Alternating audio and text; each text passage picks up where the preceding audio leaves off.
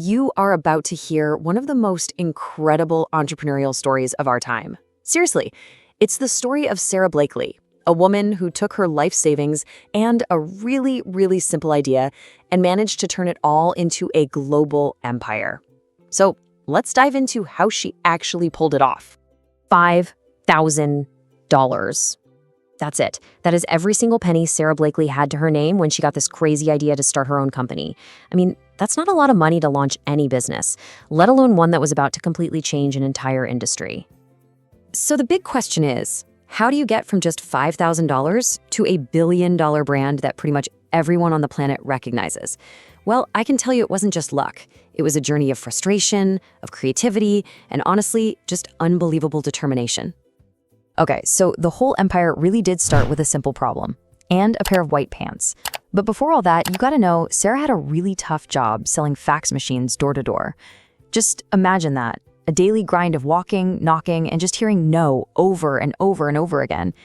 Little did she know that constant rejection was about to become her greatest superpower. The big idea didn't come to her in some fancy boardroom. Nope. It happened one night while she was just trying to get ready for a party. She had these awesome white pants she really wanted to wear, but she ran into a problem we've all had, right? No matter what she tried, you could see the lines through the fabric. It was just a simple, super relatable moment of frustration. And this is where that frustration sparked some real innovation.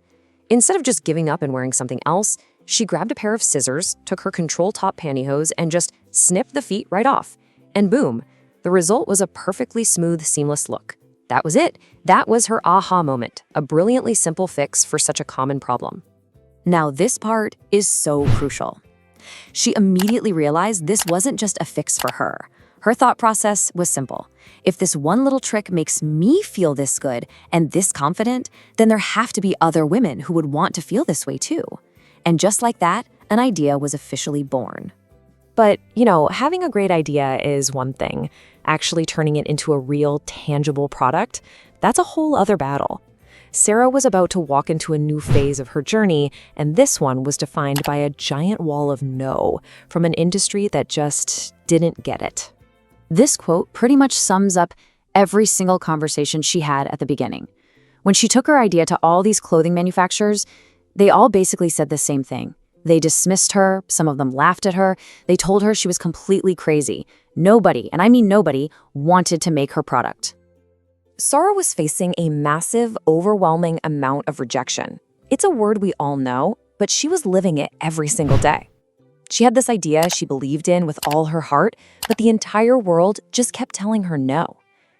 This is the exact moment where most people would have just given up. But Sara didn't give up, not even close. Instead, she leaned on all those skills she learned selling fax machines door to door. She mastered 3 key concepts that became her secret weapons: the pitch, persistence, and the prototype. So let's break down exactly what each of these means, because they're so important. All right, first up, the pitch. A pitch is really just a short, super clear explanation of your idea. For 2 straight years, Sara was on the phone calling every single manufacturer she could possibly find. And with every single no, she got a little bit better at explaining her vision, refining her pitch one painful phone call at a time. And this is what her pitch eventually became. Now notice this. It's not about fabrics or manufacturing specs. It's about a feeling. I want to make a comfortable undergarment that makes women feel confident. It's so simple, so powerful, and it focuses entirely on the benefit to the customer. Genius. Next up, persistence. You could say this was the engine that just kept her going. Persistence means you just don't stop, even when everyone is telling you to.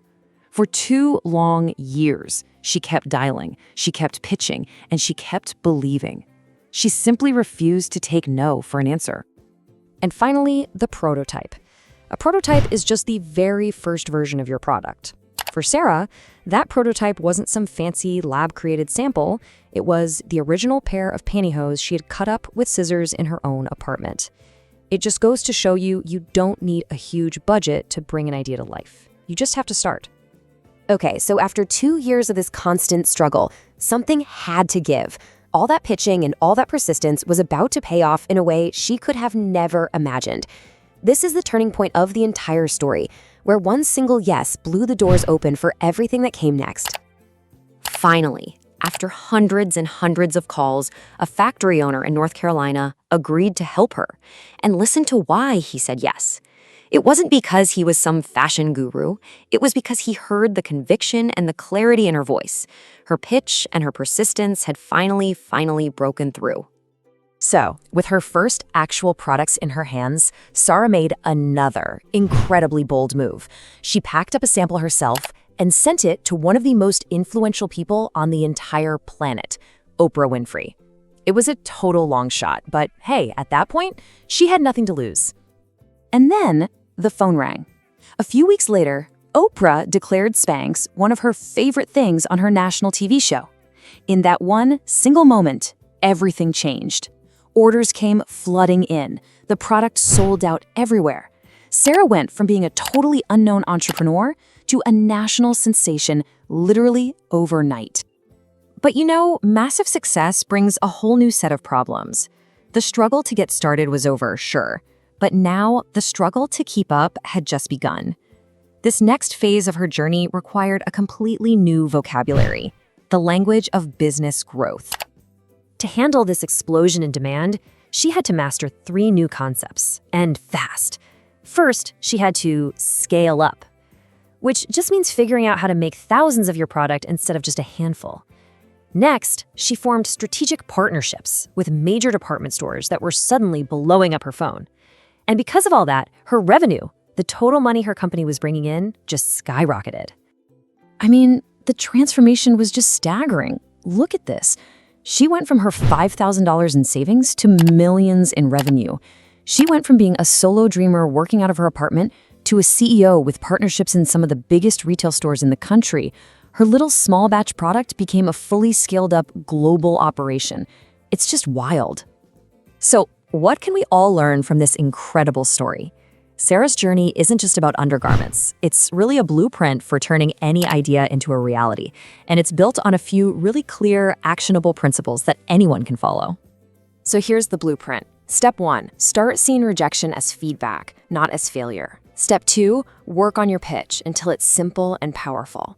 Step 3, you have to be persistent. Just do not stop at no. Step 4, build a simple prototype. Start small, but the key is that you have to start. And finally, step 5, when your moment comes, be ready to scale up and grow. Sara Blakely's story just proves you don't need a fancy business degree or a ton of money to change the world. Sometimes all it takes is a simple solution to a common problem, the persistence to see it all the way through, and the clarity to tell its story. So the final question really is for you. What's that simple idea that you have that's just waiting for its moment?